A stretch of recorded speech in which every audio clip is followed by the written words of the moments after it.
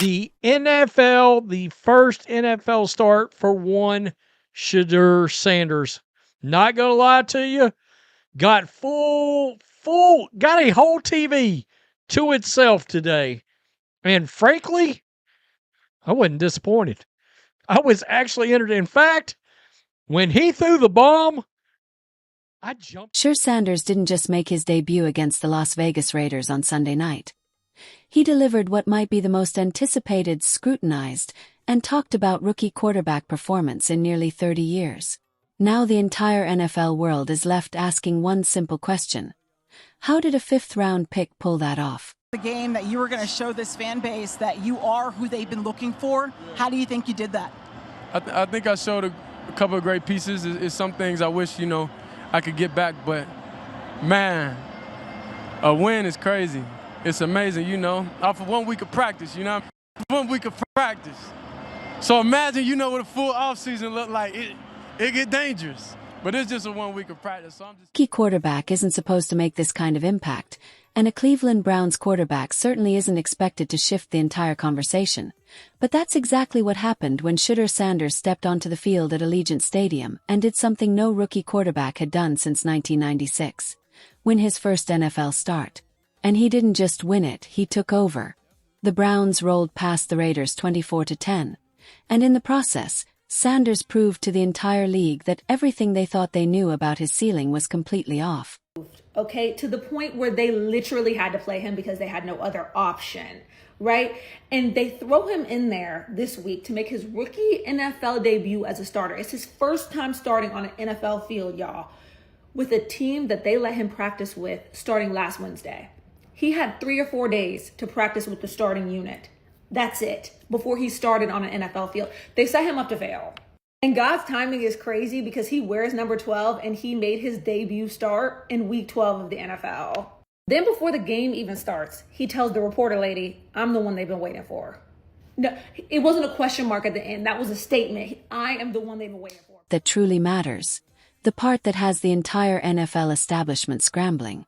According to league executives and Nielsen data, Shudder Sanders' first professional start drew more than 4.6 million live viewers across national broadcasts, local channels, and digital platforms.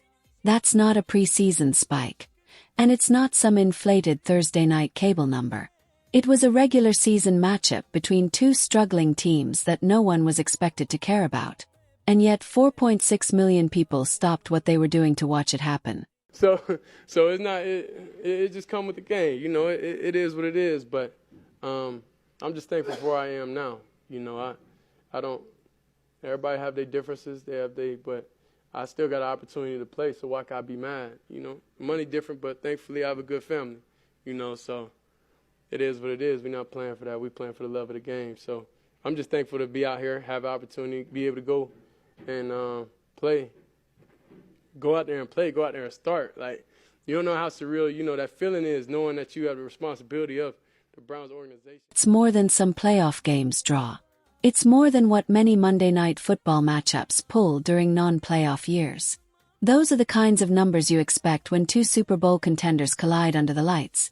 Not when a fifth-round rookie is making his debut against the Las Vegas Raiders in Week 12 of a season where both teams are drifting toward draft territory.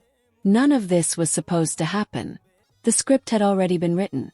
Shudder Sanders was meant to sit, Dillon Gabriel was supposed to be the guy, and the Browns were expected to continue their familiar cycle of mediocrity, one failed quarterback experiment after another. But then Gabriel got hurt. Then the media pressure hit a breaking point. And finally, Kevin Stefanski made the decision that changed everything. He handed the keys to the kid, the fifth rounder, the rookie nobody was supposed to believe in yet. Asked a question to your father and followed up with you, and it went a little viral about feeling the pressure of having to perform at a different level. And you said it's been like that your entire life. Has it changed? That's what I'm about to ask you. How'd you feel coming into, is it change at the pro level? I'm not gonna lie, I felt very relaxed, very relaxed. And half of that comes from preparing, studying, and knowing I got God on my side. So throughout all that, I had no worries. I didn't feel nervous or anything before the game because, he took all franchise that hasn't seen true quarterback stability in over 3 decades, a fan base crushed by false hope, and a stadium full of people conditioned to expect heartbreak, and he took complete control. That's what elite prospects do. That's what generational talent looks like. His debut wasn't wild or reckless. It was calm, precise, and professional. Sanders ran the offense like someone with years of NFL experience, finishing 11 of 20 for 209 yards, a touchdown, an interception, and a 108.1 passer rating. Numbers that may look modest until you remember he was a rookie making his first start against a real NFL defense, hitting marks that many veterans never reach in their entire careers. You connect with Bond after scrambling out to your right, avoiding the blitz, and you throw that 52-yard touchdown pass. You throw the swing pass, and you get a 66-yard, another touchdown there as well. I give credit where credit is due to Sampson. That is, I give credit where credit is due, because obviously the first week was awful. 25% completion percentage last week when he came in. This week, 55% completion, 47 yards passing. This time, 2,209. A touchdown pass yesterday. Give credit where credit is due.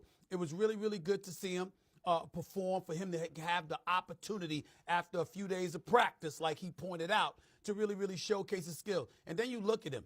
He's bigger than Dylan Gabriel. He clearly has a better arm, can spread the field better, can throw the deep ball. Okay, so he showed you some of the things as to why we would. The numbers alone don't capture the magnitude of what happened on that field. The 52-yard bomb to Isaiah Bond. That was a moment, the kind of throw that makes fans sit forward and question whether they really saw what they just saw. That's a throw that says, this kid can play. Then came the perfectly executed touchdown screen to Dylan Sampson that turned into a 66-yard score. Not luck, not chance, but a rookie quarterback making the right read and trusting his playmakers in a system firing on all cylinders. Even his interception couldn't shake him. And that's where the separation begins between good quarterbacks and elite ones. Shudder Sound threw a clean pick to Jeremy Chin, the kind that rattles rookies, the kind that plants doubt and hesitation. Instead, he shrugged it off. On the very next series, he marched the offense down the field like the interception was nothing more than a single beat in a much larger rhythm. He looked like he belonged because he does. When you're looking down there to CIB, and then, I'm just looking, I'm like, oh God, please. And he drops it in the bucket, and he reaches it out. I'm like, please, just don't fumble into the end zone. And I'm just like, wow, there's not many guys in the league that can make that throw. So that was a hell of a throw. I hope he can continue to grow and develop, for making plays like that. And social media went absolutely nuclear. And for once, that's not an exaggeration. The viewership numbers weren't just high. They were historically unprecedented for a game no one was supposed to care about. Fans turned into instant analysts, breaking down every throw, every read, every flash of confidence or hesitation in Sanders' performance. Sports commentators were forced to rethink their takes on the entire league, because if a fifth-round rookie can generate this level of interest just by stepping on the field, what does that say about star power in the NFL? About appointment viewing? About the business impact of having a generational talent at the most important position in sports? The viral wave of viewership consumed social media, and national shows that had completely written off Cleveland were suddenly running full segments on Shudder Sound. Casual fans who never watch Browns games tuned in because they'd heard the noise, seen the highlights, and realized something special was happening. The narrative that rose from that single performance was bold and electrifying. The curse is over. Cleveland finally found its guy. To say he'll be starting next week, you could have at least said that. It's ridiculous that he didn't say at least that much, even though we know he eventually will, because as I was watching T.O. this morning, he said it accurately. There's no way that you could get away with not starting Shudder Sound. Cleveland will have, they'll have mutiny in that city if they don't put Shudder Sound back out there behind center. Reaction really reveals. Kevin Stefanski spent the entire week holding his breath, unsure if he was making the right call. The front office held its breath, wondering if this decision would blow up in their faces. National analysts held their breath, waiting to see whether the hype around Shudder Sound was real or just another manufactured storyline. And then Sanders stepped onto the field and answered every question at once. Decisively, confidently, and with a performance that had nothing to do with luck and everything to do with being built for the moment. Consider the magnitude of that night. The Cleveland Browns hadn't seen a rookie quarterback win his first start since 1995. Almost 30 years of failed experiments, quarterback roulette, wasted draft picks, free agent gambles, and desperate searches for someone who could finally carry the franchise forward. And yet the answer didn't come in the first round, or the second, or even the third or fourth. They found him in the fifth round, after everyone else spent months chasing pedigree and draft position instead of recognizing raw, undeniable talent. Finally, after decades of looking in all the wrong places, Cleveland found its guy. Yeah, He definitely put some air in Myles Garrett and a bunch of those other guys, for sure. you could tell what he did for the team. Yeah. Because I'm looking at Myles Garrett, who been mad the whole season, right? Because they can't win. Yeah. Like, he was celebrating yesterday. And he was excited. Yeah, like, 3 sacks. He was looking like, did this guy just throw that bomb on the run like that? Yeah. You know what I mean? Yeah. Like, so, I think in certain guys like that, man, a lot of these dudes, man, they good for the locker room too. Mm-hmm. Everybody's not nearly as confident as him. Right. So a lot of people are feeding off of that, him. and it's kind of in return making them. The victory over Las Vegas wasn't just meaningful because it broke the curse. It mattered because it rewrote the entire identity of the Cleveland Browns overnight. Suddenly, they're not the league's punchline. Suddenly, they're not the team people mock. Suddenly, they're the team with a kid, the kid everyone wants to watch, the kid who pulled nearly 5 million viewers into a game that was supposed to mean nothing. From a business standpoint, this is seismic. The NFL is scrambling because no one anticipated this level of interest in Shudder Sound. He was supposed to be a developmental project, not a ratings magnet. But he's the type of player who drives sponsorships, who elevates broadcasts, who pulls casual fans back into the sport. Deion Sanders watched all of this from a skybox at Allegiant Stadium, and you can bet the Hall of Famer wasn't just thinking about the win. He was thinking about his son's future as a franchise cornerstone, a generational talent, the kind of quarterback teams build around for the next 15 years. The DNA is there. The composure is there. The pressure handling is there. Everything that defines an elite quarterback is already inside Shudder Sound.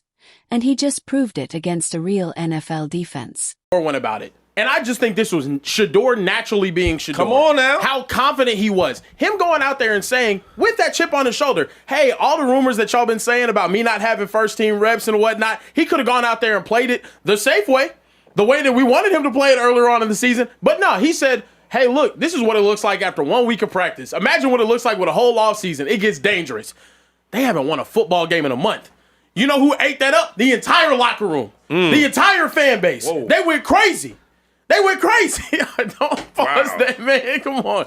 I'm just saying that, the fact that he had that level of confidence going out there in his first start, said what he said before the game, went out there, won the game, said what he said afterwards. I'm happy for Shudder. I think this is a long time coming. That quarterback situation has been one of the worst. The raw stats might not look historic, but context is everything.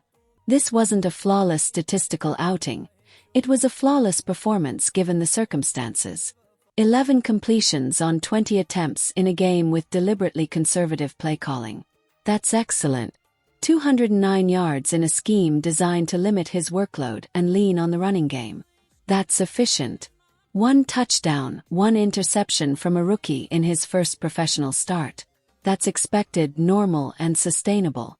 But those viewership numbers, 4.6 million live viewers, that's something else entirely. That's not normal, not typical, and not the result of coincidence or temporary buzz. That's generational star power. That's a player who transcends his sport. That's a rookie quarterback who just became the most compelling story in professional football. Looking for. Yep. For 50 years, who they've been looking for, they got it. He fell right into their lap in the 5th round. Maybe I'm not objective, maybe you can disqualify me, but I was so happy for that young man last night and for his father up. Finally found what they've been searching for since returning in 1999. A true quarterback, a real leader, a star capable of carrying the franchise into the future. From the perfectly placed deep ball to Isaiah Bond that set up a touchdown, to the poise that even veterans struggle to maintain, to the way he shrugged off an interception as if it never happened. Sanders proved he was built for this moment. He didn't flinch. He didn't fold. He took over. The streak is over. The curse is dead. Cleveland finally has its guy. And the entire NFL is watching to see what comes next. If he can draw 4.6 million viewers in Week 12 against the Raiders, just imagine the numbers when the real stakes are on the line, when Sanders faces playoff contenders, and when this rookie becomes a household name nationwide, transforming not just a team but the business of football itself. I'm Shudder's biggest believer. I just believe with all my heart and soul that this young man was born and raised to lead an NFL franchise as the quarterback.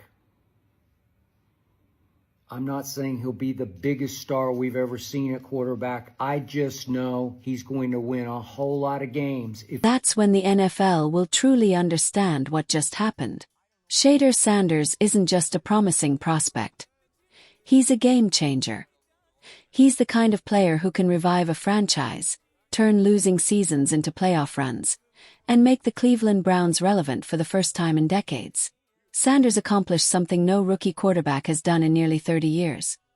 He won his first NFL start, generated unprecedented viewership, and captured the attention of the entire league, all while displaying poise, composure, and confidence that can't be taught, only earned by someone built for this level of competition. The records are shattered, the curse is lifted, the questions are answered, and Cleveland finally has its guy. The entire NFL is now scrambling to figure out what comes next, because everything just changed.